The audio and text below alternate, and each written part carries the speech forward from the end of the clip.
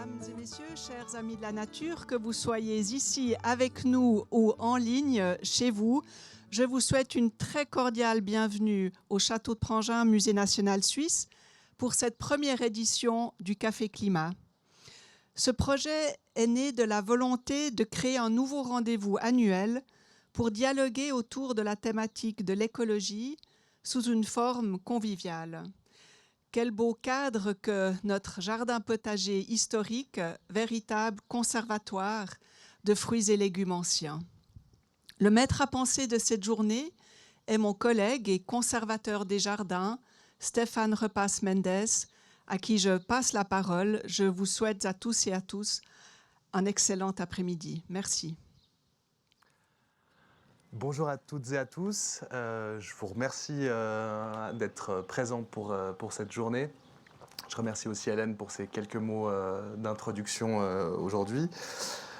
Alors, effectivement, cet événement était né de la volonté de développer une nouvelle plateforme au potager pour parler d'écologie, pour échanger sur l'écologie. On est dans un conservatoire d'anciennes espèces et d'anciens légumes. Et pour valoriser ce contenu, on le fait au travers de visites guidées, d'interventions, de manifestations publiques. Le Café Climat a la volonté d'être une de ces nouvelles manifestations ici au potager. Ce projet était né il y a déjà un peu plus d'une année et entre-temps, vous le savez toutes et tous, on a eu la visite d'un nouveau virus maintenant bien connu et en tout cas qui fait bien partie de nos vies. Il s'agit maintenant de faire avec et heureusement cette année on peut se réunir. L'incertitude était telle que on ne voulait pas l'annuler une deuxième fois et on s'est dit il nous faut une solution supplémentaire, d'où ce dispositif peut-être impressionnant pour certains et c'est ça qui a motivé en fait la volonté aussi d'enregistrer cet événement et de le rediffuser. Et j'espère que ceux qui sont derrière leur écran en profitent et puis que ceux qui sont présents aussi aujourd'hui en profiteront, le cadre en plus. Voilà, je laisse la parole à Jean-Luc Pasquier qui sera le modérateur de cette discussion et à M. Dominique Bourg, professeur et philosophe à l'Université de Lausanne, que nous remercions aussi d'être présent aujourd'hui. Il est spécialiste des thématiques de l'environnement, de l'éthique et de l'écologie, sujet qui nous réunit aujourd'hui. L'idée, c'était de commencer par une petite définition, comprendre un peu ce que c'est que l'écologie pour nous. Mais je laisse le soin à Jean-Luc de mener la discussion. Voilà. Merci beaucoup Stéphane. Bonjour à toutes et à tous. Bonjour au public qui est parmi nous. Bonjour Monsieur Bourg. Bonjour. On parle d'écologie aujourd'hui dans ce Café Climat. Le mot écologie, évidemment, que c'est un mot qui est omniprésent désormais dans le langage public. Mais pour vous, quelle est la définition du mot écologie ? Il n'y en a pas une, il y en a plusieurs. Alors, si on entend par écologie une science, c'est Ernst Haeckel qui, au milieu du 19e siècle, un petit peu après, 1866 je crois, baptise cette discipline nouvelle qui avait, et qui a toujours d'ailleurs, pour objet l'étude que les êtres vivants nouent entre eux et avec leur milieu. Ça, c'est la science, écologie. Mais il y a un autre sens qui est même déjà en quelque sorte avant, même si évidemment on n'a pas le mot puisqu'il n'existe pas encore, mais on peut parler de pensée écologique. Là, c'est un courant de pensée, on peut le faire naître avec Rousseau, plus tard aux États-Unis avec Thoreau, etc. C'est l'idée que nos relations avec la nature entrent en crise et qu'il faut repenser de fond en comble les relations qu'on entretient avec la nature. Et là, très vite, ça va déboucher sur la crise de ce qu'on appelle, enfin la critique de ce qu'on appelle l'anthropocentrisme, c'est-à-dire de ne voir dans la nature finalement qu'un amas de moyens destinés à satisfaire nos désirs, fussent-ils les plus fous. Alors là, on est du côté de la pensée écologique qui englobe en fait le tout. Et puis, à partir de la fin des années 60, début des années 70, va naître ce qu'on appelle l'écologie politique. C'est-à-dire que là, elle s'appuie sur l'accumulation de cette pensée et des connaissances scientifiques qui vont d'ailleurs aller au-delà, si vous voulez, de l'écologie. Et c'est l'idée que finalement, les relations avec le milieu ont atteint un point tellement critique qu'on ne saurait y répondre sans changer de fond en comble les règles qui font d'une société, d'où l'expression écologie politique. Et puis on peut ajouter à ça, c'est par exemple les éthiques environnementales. Alors elles vont naître, ça commence en gros si on veut avec Aldo Leopold, mais on pourra monter plus loin, on pourra monter à la fin du 19e à John Muir. C'est l'idée qu'effectivement entre en crise l'idée selon laquelle tout ce qui nous entoure, la nature, n'est qu'un amas de moyens destinés à nos fins, mais que les êtres naturels peuvent avoir une valeur en soi, une valeur intrinsèque. Là, je vous ai fait un peu un portrait, si vous voulez, de toute la constellation de ce qu'on appelle l'écologie. Et dans cette écologie, justement, ce qui nous occupe aujourd'hui, c'est bien évidemment qu'il y a une sorte de déséquilibre. À quel moment a commencé cette crise ? Alors, c'est un petit peu différent selon les continents, si vous voulez. Si vous prenez les États-Unis, ce qui va faire naître quelque chose comme la pensée écologique, c'est la prise de conscience du fait qu'en un siècle et demi, pratiquement, les colons ont déforesté la quasi-totalité du continent. Ça, c'était jamais vu. Je ne sais plus quel auteur finissait par dire que lorsqu'un Yankee s'empare d'une hache, il devient fou de destruction. Et effectivement, quand les colons arrivent, on a, si vous voulez, un continent qui est en dehors de quelques prairies et pratiquement totalement couvert de forêts. Et puis un siècle et demi, 2 siècles plus tôt, il n'y a plus rien. Et là, c'est une espèce de prise de conscience assez brutale. Et ça va engendrer tout un mouvement de réflexion sur les relations qu'on entretient avec la nature. Côté européen, c'est plus la présence de la nature. Dans les promenades du promeneur solitaire de Rousseau, il est en train de se promener pas très loin d'ici, du côté de Neuchâtel. Et puis d'un coup, il entend une sorte de cliquetis, il avance et il tombe sur une manufacture de bas. Et sa promenade est fichue en l'air. Elle est fichue en l'air par la présence de l'industrie. Et puis, si vous voulez, alors on a des travaux scientifiques sur l'acidité de la pollution due à nos aciéries, etc. Ça, c'est des travaux qui remontent dans la deuxième moitié du 19e siècle. On a des réflexions sur la pollution qui sont vraiment... Qui viennent très tôt, même au 19e siècle, aussi parfois derrière avec un aspect esthétique, mais ce qui c'est beaucoup plus proche de nous, et ça va être le premier des grands thèmes environnementaux, il n'en a toujours pas fini, puisque bientôt on a une initiative sur ce sujet, eh bien c'est la question des pesticides. Et là, le livre clé, c'est la publication par Rachel Carson de The Silent Spring, le printemps silencieux, donc l'idée que les pesticides, bien, en faisant disparaître les insectes, vont faire disparaître les êtres qui se nourrissent des insectes, les oiseaux. D'ailleurs, on y est à peu près. Vous savez qu'on a perdu jusqu'à 70% depuis quelques décennies des oiseaux en Europe, par exemple.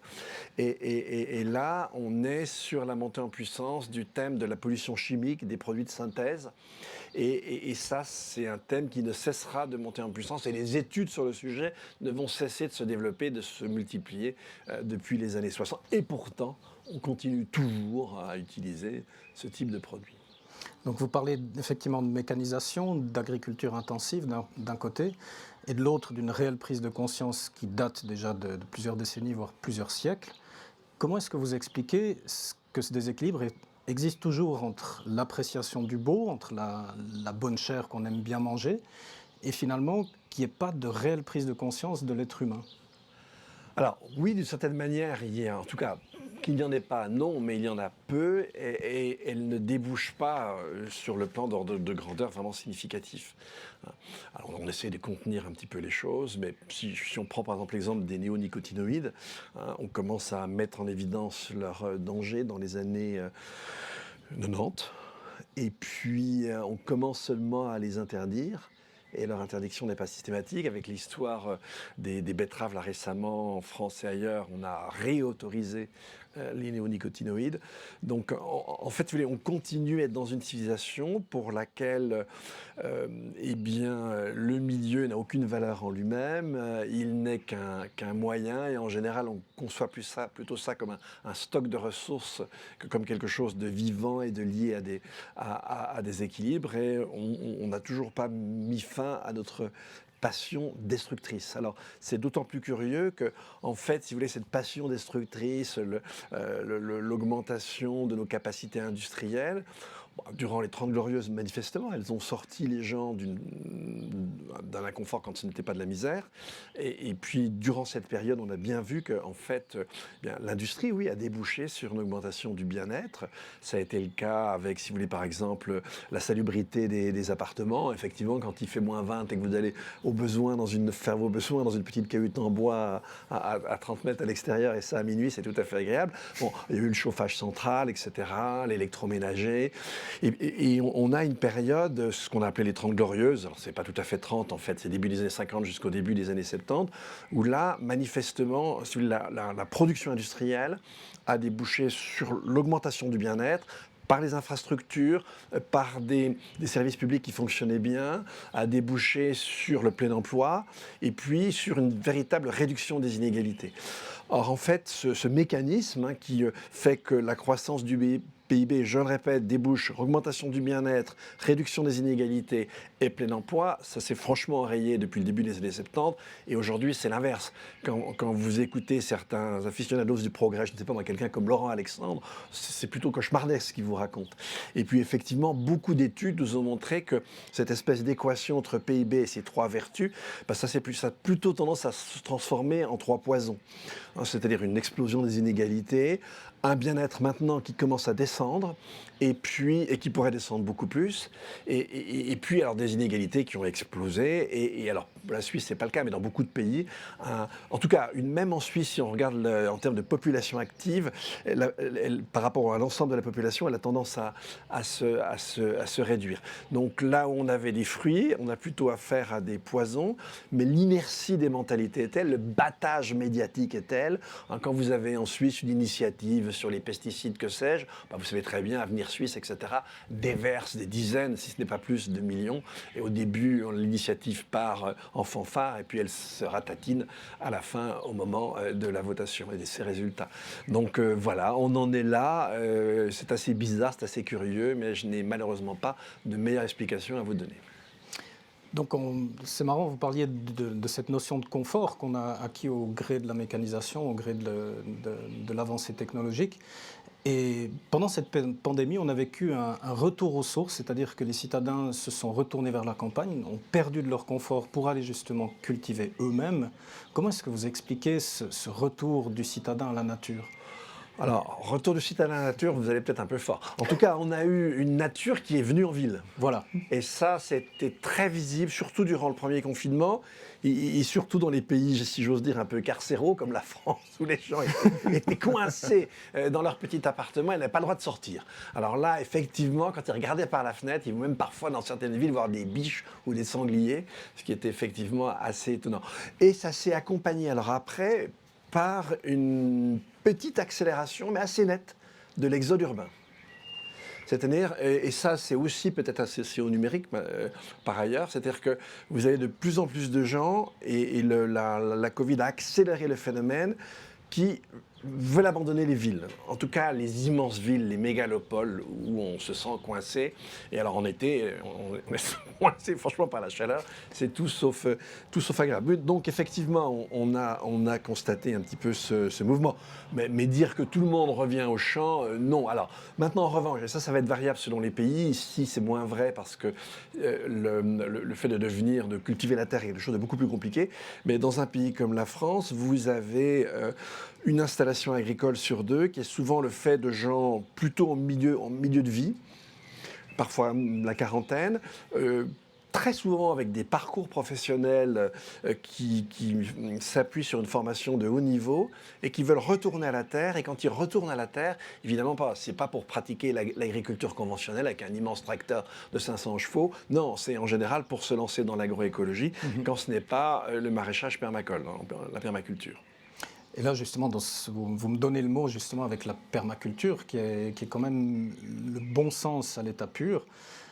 Et on sent cet énorme clivage entre l'industrie agricole qui nous nourrit, qui nourrit ces mégapoles, et finalement le bon sens qui voudrait que l'agroforesterie ou la permaculture reprennent des notions de l'époque qui fonctionnaient, qui étaient durables.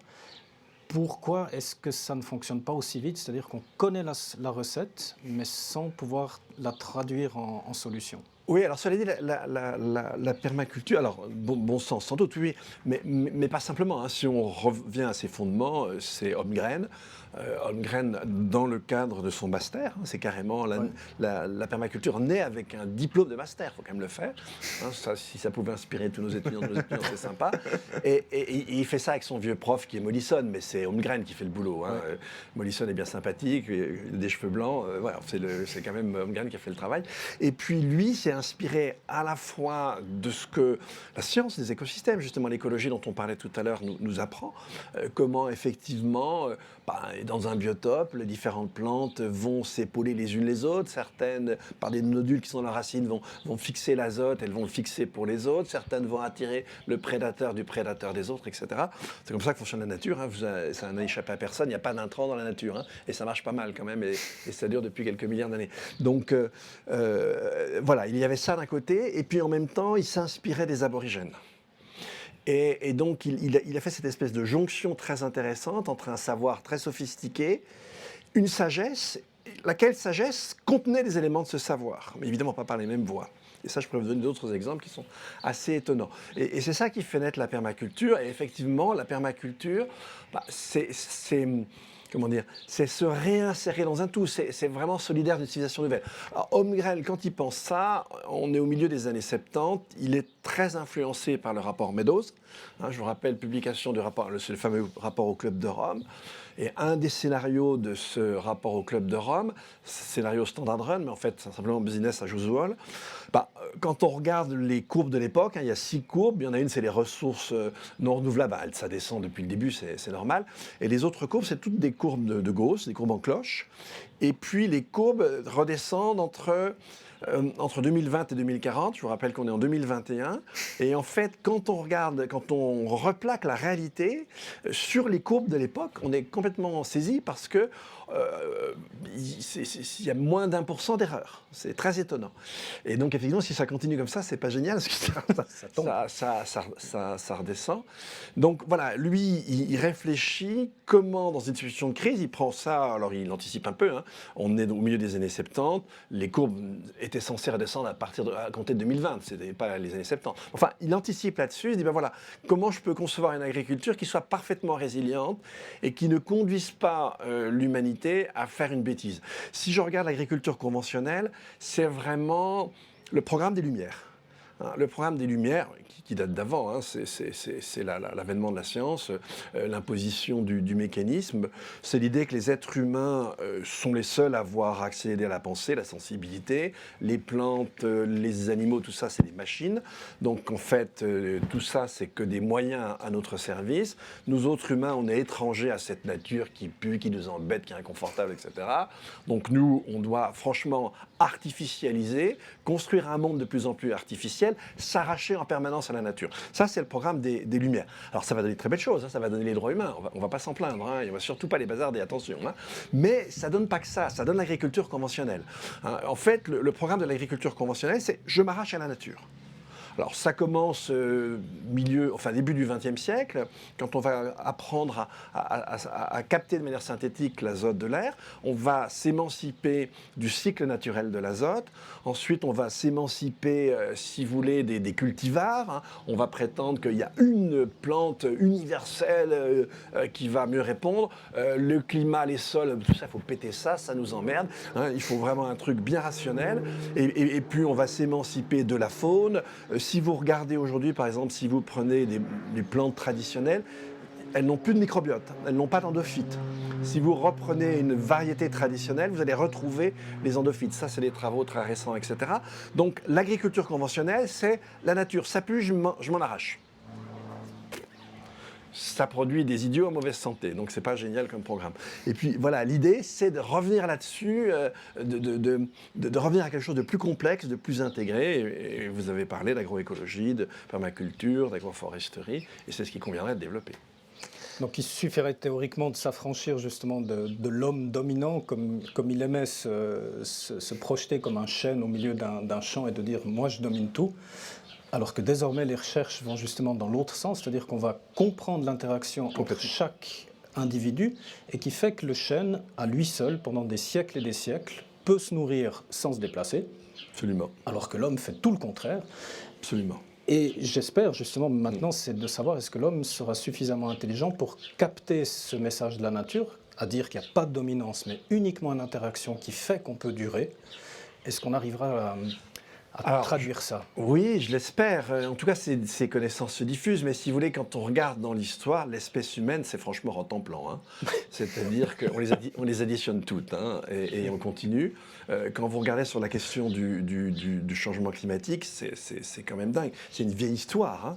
On jette les fondements de la théorie scientifique de l'effet de serre naturel. Ben, c'est Horace Bédic de Saussure. Quand il gravit le Mont Blanc, il s'aperçoit que plus on monte en altitude, plus il fait froid. Donc le soleil tout seul ne doit pas nous chauffer.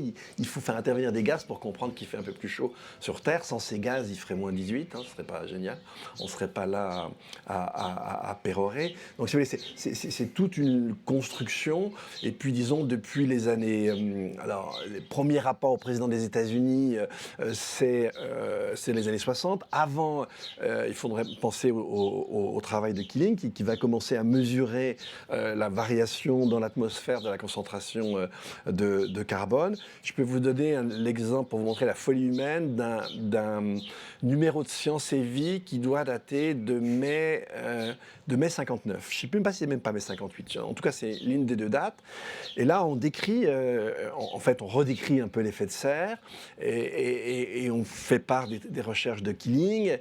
On est en 59 ou 58 et l'auteur, qui est Aimé Michel, qui est un type assez particulier, raconte « Vous inquiétez pas, bonnes gens, en l'an 2000, je vous rappelle qu'on est en 2020, en l'an 2000, les humains seront tellement puissants qu'ils maîtriseront parfaitement le climat.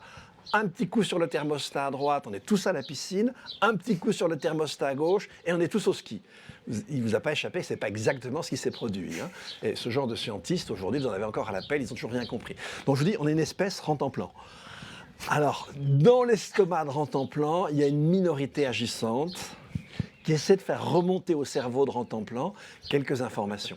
Pour le moment, on en est là, mais ça n'a encore pas vraiment percolé partout. En tout cas, je vous remercie infiniment pour ces mots qui nous font rire. Donc, j'invite également le public d'interagir avec nous, que ce soit le public ici en place ou le public qui est en ligne, de manière à pouvoir vous poser également des questions, parce que la thématique est très très intéressante et on voit que vous avez du retour très positif. Donc, n'hésitez pas, si dans l'assistance ici autour, on a des personnes qui souhaitent poser des questions à M. Gourd. Ne vous gênez surtout pas. Hein. Ne vous gênez surtout pas, vous voyez qu'il y a de quoi répondre en plus avec un grand sourire. Oui.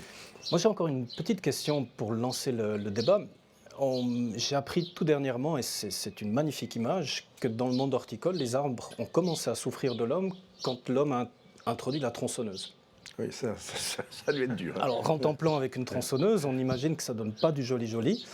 Remarquez, c'était déjà le Nord-Américain avec sa hache. Hein.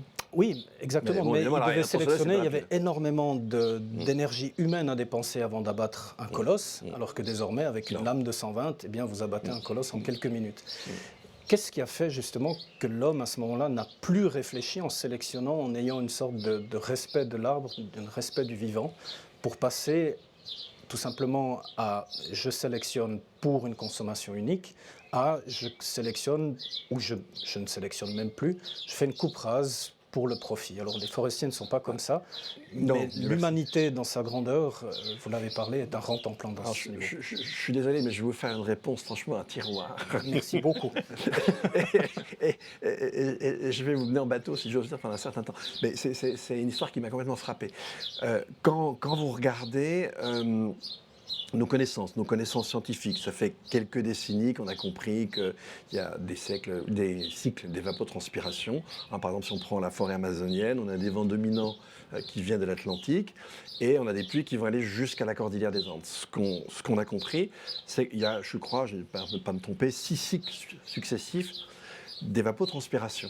Ok, ça on a compris un certain temps, mais ok, si ça s'évapore c'est sympa, mais ça ne redonne pas forcément de la pluie. Et ce qu'on a découvert de façon beaucoup plus récente, et ça c'est des recherches qui ont 5 ou 6 ans, en ce moment au Brésil vous avez une équipe de scientifiques, alors une moitié de l'équipe c'est Max Planck Institute, donc allemand, et l'autre moitié est brésilienne. C'est une équipe de chercheurs brésiliens qui sont en train d'essayer d'identifier les essences d'arbres et de le démontrer, les essences d'arbres qui, par les aérosols qu'ils produisent, permettent à ces cycles de redonner de la pluie et de permettre à la pluie d'aller jusqu'à la cordillère des Andes et ensuite après ça remonte des deux côtés. C'est tout un cycle hydrologique mondial qui est assez compliqué. Eh bien, je vous invite à lire un livre qui était publié en 2010, donc avant la partie des travaux sur les aérosols, etc., et qui est un dialogue entre un anthropologue français qui s'appelait Bruce Albert et un chef Yanomami. Les Yanomami, c'est une ethnie amérindienne qui est au Brésil, mais à la frontière vénézuélienne. Et lui, dans son livre-là, qui s'appelle La chute du ciel, d'ailleurs le titre est magnifique, il décrit tout ça. Et il désigne les essences d'arbres. Alors évidemment, notre chef Yanomami, il n'est pas allé au Max Planck. Hein. Il n'est même pas allé à l'université de Berlin. Lui, il a ça par science infuse, par ses esprits. Bon. Et donc surtout, ce savoir-là, il est complètement inséparable de l'idée de l'humilité, de la modestie des êtres humains et en quoi ils doivent vraiment faire très attention à la forêt. Il vous décrit que si vous déforestez, eh bien, il n'y a pas de sol. Ensuite, après, ça sera brûlé et vous ne pourrez plus jamais planter. Et en plus, vous pouvez procurer des feux de forêt. S'il y a aujourd'hui des feux de forêt dans la forêt amazonienne, c'est parce que la canopée est entrecoupée. Vous avez des frondaisons des arbres qui sont exposés à une chaleur gigantesque. Et ça peut produire des forêts, même, des incendies de forêt, même de façon naturelle. Il décrit tout ça. C'est un chaman. Okay, et son savoir est inséparable d'une sagesse. Alors nous, on a des savoirs pas très sages. Et quand même, la force d'accumuler nos savoirs, parfois, ça peut nous rendre un peu sages. Donc c'est le petit espoir de l'homme contemporain. C'est qu'en sachant plus, ils finissent par comprendre qu'il a fait de grosses bêtises et qu'il pourrait lui aussi peut-être un peu regarder ce que faisaient les chamans et commencer à redevenir plus sage. Donc en fait, on est dézingué, on est déconnecté et on fait n'importe quoi, ça ne nous a pas échappé. Je ne m'exclus pas du n'importe quoi, je vous le dis tout de suite. Et donc effectivement, on a perdu ses repères. Alors, je ne vais pas vous entraîner dans là, mais il y a un très beau livre d'un philosophe un peu chaman qui s'appelle David Abraham, qui essaie de nous faire comprendre comment, à partir d'un moment, on s'est déconnecté du milieu et on a commencé probablement à faire un peu n'importe quoi. Donc c'est une grosse histoire et tout le défi des générations d'aujourd'hui, c'est d'arriver à retrouver un sens de la mesure, un sens des équilibres et à savoir que nous sommes des êtres vivants parmi d'autres et que si on ne respecte pas les autres, on ne se respecte pas soi et on peut se détruire et on a bien avancé dans cette direction. Il y a quelques signes qui, nous autres jardiniers, nous font plaisir, c'est que les gens sont revenus au jardin pendant la pandémie. Ils se sont mis un petit peu à gratter le sol, à réaliser les erreurs qu'ils pouvaient faire et qu'à l'époque, on avait beaucoup de chimie pour pour solutionner tous ces petits problèmes. Mais à force d'utiliser des biocides, on tue le sol, évidemment. Ah oui, du tout. Et justement, quand on comprend avec la sagesse du jardinier que seule la photosynthèse, c'est-à-dire qu'un végétal capable de pousser avec de la lumière, nourrit l'humanité et la Terre entière, qu'est-ce qui fait que l'être humain a besoin de plus de savoir que ça? Alors évidemment la spiritualité liée au geste de jardiner ou de cultiver sa propre nourriture, mais de revenir tout simplement à comprendre basiquement qu'un arbre, avec sa photosynthèse, fournit l'énergie à tout le peuple de la Terre. Est-ce que vous arriveriez à transmettre un message avec ça? Wow. Et là, j'invite évidemment le public cette fois à interagir, que ce soit en ligne ou en public. On va laisser le public interagir. Comme ça me laisse le temps de réfléchir. J'ai posé la question qui tue. Donc je ne sais pas, parmi nos invités, si on a des personnes qui seraient intéressées d'interagir. Je vois qu'il y a une personne qui a une question pour nous. Ou une réponse peut-être. Bonjour, merci beaucoup Bonjour. pour cette initiative. Je suis ravie d'être ici dans ce magnifique jardin. En fait, je ne sais pas si la question que j'ai, vous n'allez pas avoir aussi un petit temps pour réfléchir. Vous avez dit effectivement, et je vous rejoins complètement sur le fait que l'homme est complètement maintenant déconnecté de la nature et se sent supérieur. Après, mon sentiment en ce moment, c'est que même il se prend pour Dieu quelque part en créant des nouvelles espèces. Et ça me pose un vrai problème. J'avais vu une étude sur les saumons. En fait, comme quoi maintenant, en fait, on fait des saumons, on va dire, de synthèse, et ils mettent même pas 1 an à grandir, alors que normalement, pour avoir un bon saumon de qualité, avec tous les nutriments, etc. nécessaires, c'est peut-être 2-3 ans. Et ils l'ont déjà commercialisé. Et on sait qu'en plus, ces saumons, ils sont en train de tuer les autres saumons. Et moi, j'ai un vrai problème entre la science, quand même, et toujours cet aspect à l'écologie. Et je suis assez inquiète vis-à-vis de ça. Est-ce que vous avez vu des changements de paradigme là-dessus ? Non, alors j'ai pas les changements de paradigme, je vais vous répondre de manière indirecte et en vous renvoyant à une lecture, mais je vais vous résumer un petit peu cette lecture. Pour moi, c'est vraiment un livre fondamental que j'ai publié dans une collection que je co-anime au Presse universitaire de France avec ma collègue Sophie Svatan. Et ce livre s'appelle « Ce que nature sait ». Alors, c'est pas une lecture de plage, hein, je vous le dis tout de suite. Et il est écrit par un mathématicien qui s'appelle Nicolas Boulot. Alors, petite histoire sur le personnage est intéressant, si vous voulez. C'est un des tout premiers à avoir conduit son labo de maths. Il était le patron du labo de maths de l'école des Ponts en France. Et c'est un des tout premiers à avoir, peut-être même le premier, à avoir orienté son labo de maths sur les maths financières. Parce qu'effectivement, les maths financières, c'est vraiment des vraies maths. Ce n'est pas les équations de l'économie néoclassique, c'est du costaud. Et c'est très inventif, mathématiquement parlant. Et puis, ce garçon est un ami et est devenu un repenti. et c'est lui qui a écrit la critique la plus forte de l'économie néoclassique, notamment du dogme de l'efficience des marchés. Il montre que c'est des débiles, il n'y a absolument aucune efficience. D'ailleurs, ça ne vous a pas échappé, comme le monde va bien. C'est sûr que c'est très efficient. Et pendant 15 ans, il s'est intéressé à la biologie, il a réfléchi sur la biologie de synthèse et il a fini par écrire ce livre qui s'appelle « Ce que nature sait ». Et c'est sur la biologie de synthèse et ses dangers. En fait, je vais essayer de résumer, si vous voulez, sa théorie, mais la meilleure chose à faire, c'est d'aller le lire. Mais ça va vous donner un point critique par rapport à ce que vous dites, justement. Et vraiment une critique intéressante et de fond. Si vous prenez les possibilités liées au génome humain, c'est 10 puissance, je crois, 13 millions le facteur. Si vous regardez le nombre d'atomes que vous avez dans l'univers visible, c'est 10 puissance 80. En d'autres termes, si vous voulez, la combinatoire génétique est complètement folle, totalement extraordinaire. C'est-à-dire que la nature elle-même, en 3,5 milliards d'années, elle n'a parcouru qu'une infime partie de ces combinatoires possibles. Et la thèse qu'il défend, je ne vais pas aller trop dans l'appui de cette thèse, mais c'est, si vous voulez, que en fait, nous autres, on a pigé quelques règles de syntaxe, mais on n'a rien compris à la sémantique. C'est-à-dire que quand on bidouille quelque chose, il faut qu'on l'essaie, et puis ensuite, on va voir. Et en fait, la nature elle-même, pendant ces 3,5 milliards d'années, en plus, elle a recommencé plusieurs fois, c'est qu'il y a eu des extinctions. Il y a des raisons qui font qu'elle efface son propre parcours. Et en fait, elle s'est créée une espèce de sémantique. Et cette sémantique, elle nous échappe complètement. Et c'est d'ailleurs pourquoi la nature est en général complètement démunie par rapport à nos produits de synthèse. C'est parce qu'ils ne sont pas liés à cette histoire continue de fabrication qui est propre au vivant. Voilà, je vous laisse découvrir ce livre. C'est du costaud, hein, n'amenez pas ça sur la plage. Mais vraiment, vous aurez une manière de comprendre pourquoi on est si stupide, on fait tant de bêtises, et avec une prétention absolument extraordinaire. Vous aurez de très bonnes raisons dans ce livre pour mieux comprendre ça. Je me permets de vous poser une question. Il y a un peu plus d'une trentaine d'années, on s'est rendu compte que les gaz qu'il y avait dans nos réfrigérateurs trouaient la couche d'ozone. Oui, c'était des gaz. Les gaz. Ouais.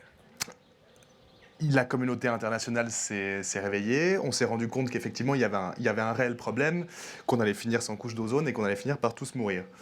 Moralité de l'histoire, ces gaz par force de protocole, etc., ont fini par être interdits. Prise de conscience, interdiction, et aujourd'hui on se rend compte que effectivement la couche d'ozone va mieux. Pourquoi est-ce qu'on n'a pas les mêmes mécanismes qui se mettent en place autour de la thématique de l'écologie? Alors oui, il y a plein de sous-objets, mais on pourrait parler de la biodiversité, etc. Pourquoi cette prise de conscience qui existe aujourd'hui aussi, on a une prise de conscience que la biodiversité s'érode, et pourquoi en fait les mesures qui pourraient permettre de contrecarrer cette érosion se mettent pas en place? Alors, déjà, premièrement, quand on a pointé, si vous voulez, les CFC, les chlorofluorocarbures, ouais, et on a commencé à les remplacer par, je crois, les HFC, il me semble, hein, j'espère ne pas me tromper, des molécules de synthèse dont on s'est rendu compte qu'elles étaient des molécules de gaz à effet de serre hyper puissantes, 10 000 fois plus puissantes qu'une molécule de dioxyde de carbone. Et on a payé énormément d'argent, et beaucoup d'argent à la Chine pour produire ça. Alors déjà, la manière dont on a réagi, elle était vraiment semi-intelligente. Hein. Bon. Et toujours avec ce principe du commerce avant tout. Puis effectivement, après, ça finit par être efficace. Mais c'est très différent, si vous voulez. Là, on avait affaire à un gaz, avec des usages très particuliers, réfrigérants, etc., dans certains aérosols et tout. Et on a pu assez vite trouver des substituts. Et alors, pas tout de suite, puisqu'on a vu que certains de ces substituts étaient aussi dangereux. Mais en fait, on était vraiment sur une technique particulière, avec un usage, avec des usages circonstanciés. Quand on parle de climat, ça va toucher évidemment le dioxyde de carbone, ça va toucher le méthane, ça va toucher le protoxyde d'azote, ça va toucher des gaz artificiels comme ceux dont on vient de parler, mais ne serait-ce que simplement, si vous voulez, le carbone et les fossiles derrière, c'est 80% de l'énergie primaire qu'on utilise au monde. Donc là, on est sur quelque chose de systémique. C'est-à-dire qu'en fait, en pointant le carbone, et ce que les gens ne veulent toujours pas comprendre, c'est un peu comme si on disait à un malade, écoutez, vous avez un problème, c'est votre sang. Donc effectivement, c'est gênant. Et c'est la raison pour laquelle c'est beaucoup plus difficile de réagir à ce sujet, que c'était le cas pour les fameux CFC. Donc on est face à un défi pour nous qui est un défi extrêmement important. Et puis en plus, si vous voulez, un peu comme pour rendre les choses plus difficiles aux gens, on les abreuve de plein d'âneries. En fait, aujourd'hui, quand vous regardez la diffusion de certaines thèses complotistes, vous prenez par exemple le platisme, l'idée de penser que la Terre est plate, c'est 16% de la population nord-américaine. Donc là, ça commence à faire mal. Puis surtout, alors j'en profite, moi, la chose dont j'ai horreur, mais c'est les Musk, etc., qui vous racontent qu'on va aller sur Mars. Parce que déjà, si vous voulez, et vous avez un très bon bouquin qui est sorti par deux Suisses, qui a été publié il y a quelques mois, et qui vous montre par le menu l'absurdité. Je le résume. Si on part au bon moment, un voyage pour aller sur Mars, c'est 7 mois. Et c'est 7 mois dans une petite capsule. Et donc une petite capsule sans gravité. Hein. Alors que notre corps, il est complètement, évidemment, adapté à la gravité. Donc quand vous arrivez, vous êtes une espèce de chiffre molle. Hein. Et quand vous revenez sur Terre, on peut vous prendre, peut vous aider, etc. Et puis vous allez avoir un certain nombre de semaines de rééducation. Quand vous débarquez après 7 mois de voyage dans votre capsule sur Mars, vous êtes tout seul, vous faites quoi ?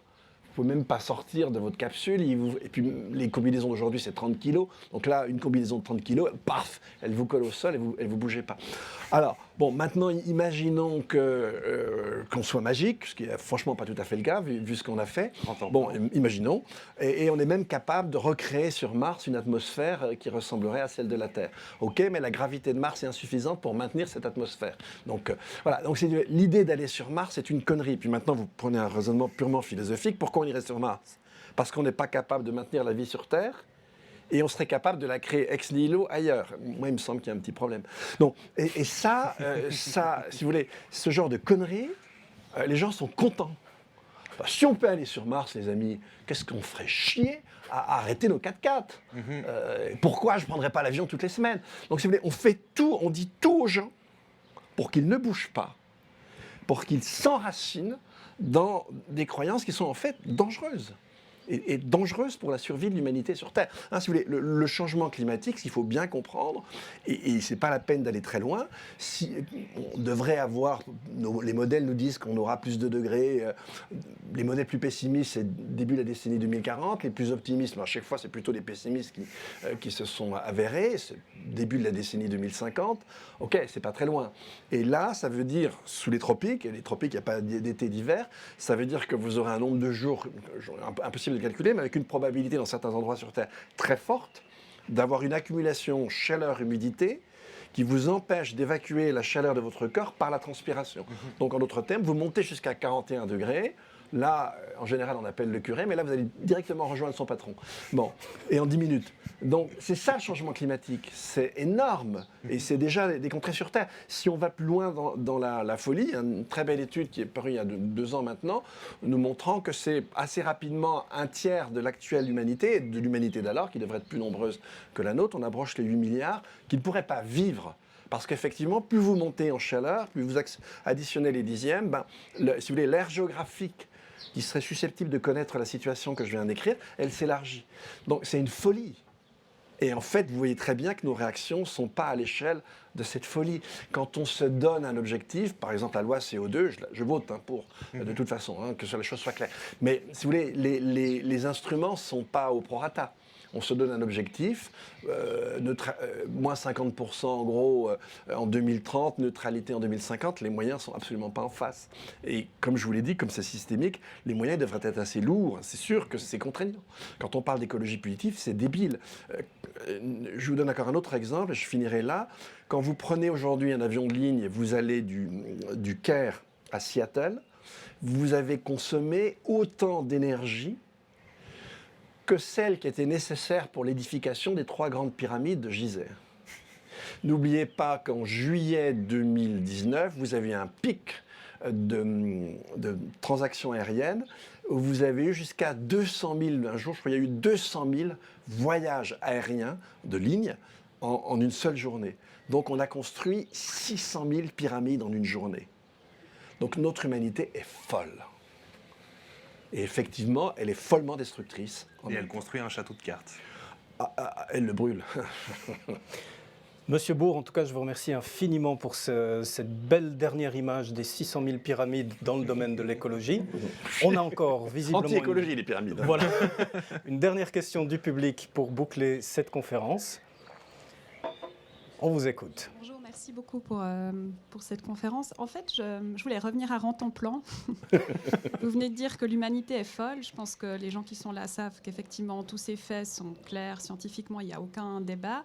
Je peux comprendre que dans les années 50, les humains qui voyaient leur bien-être augmenter avaient de la peine à comprendre et à prendre en compte, mais j'ai beaucoup plus de peine à comprendre quand ça commence à devenir concret, quand on voit des feux de forêt, quand on voit tous les effets, les glaciers et j'en passe. Qu'est-ce qui fait dans l'être humain? Comment on peut comprendre? Alors le déni, certes, la folie peut-être, mais enfin, il y a quelque chose d'autodestructeur qui me dépasse. Et bien sûr que les lobbies appuient beaucoup, qui ont des intérêts financiers, mais moi, je me creuse la tête pour me dire par quel biais on pourrait mobiliser le Rantanplan, parce qu'il a envie de survivre, le Rantanplan. Alors, on le voit depuis 2018, que le Rantanplan est en train de changer.